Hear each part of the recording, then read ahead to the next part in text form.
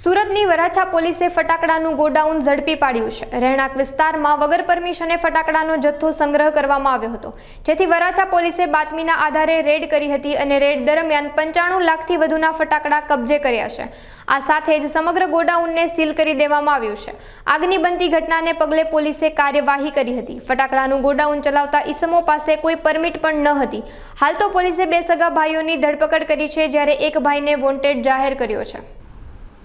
સુરત શહેર police commissioner Shri Anupamsinh Gehlot સરના માર્ગદર્શન હેઠળ આગામી દિવાળી તેમજ નવરાત્રિનો તહેવાર આવતો હોય કાયદો અને વ્યવસ્થાની જાળવણી સારું પોલીસ કમિશનર સાહેબની સૂચના તેમજ માર્ગદર્શન હેઠળ તેમજ special commissioner of police sector 1 sir તેમજ ડીસીપી ઝોન 1 સરના માર્ગદર્શન હેઠળ કાયદો અને વ્યવસ્થાની જાળવણી સારું વરાછા પોલીસ સ્ટેશનની ટીમ દ્વારા એક બાતમી હકીકત આધારે ગેરકાયદેસર રીતે સંગ્રહ કરેલો ફટાકડાનો સ્ફોટક દ્રવ્યનો જથ્થો વગર લાયસન્સે મળી આવેલ છે।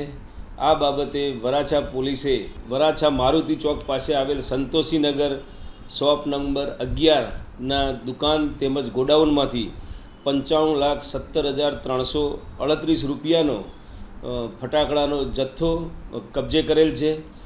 આ જથ્થો રાખનાર 2 ઈસમોની પણ એક્સપ્લોઝિવ એક્ટ તેમજ માનવ જિંદગીને જોખમ કરતા જે નવા BNSના કાયદાની હેઠળ કાર્યવાહી કરી અને ધરપકડ કરવામાં આવેલ છે।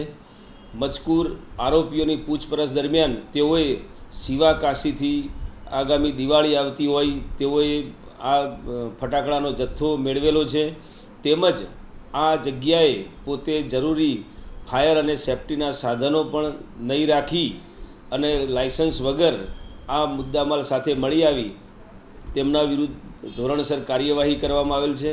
બંને આરોપીઓની ધરપકડ કરવામાં આવેલ છે અને હાલનો જે કબજે કરેલ મુદ્દામાલ એ સેફ જગ્યાએ પણ સ્થાનાંતરિત કરવાની કાર્યવાહી વરાછા પોલીસ સ્ટેશન દ્વારા હાથ ધરવામાં આવેલ છે।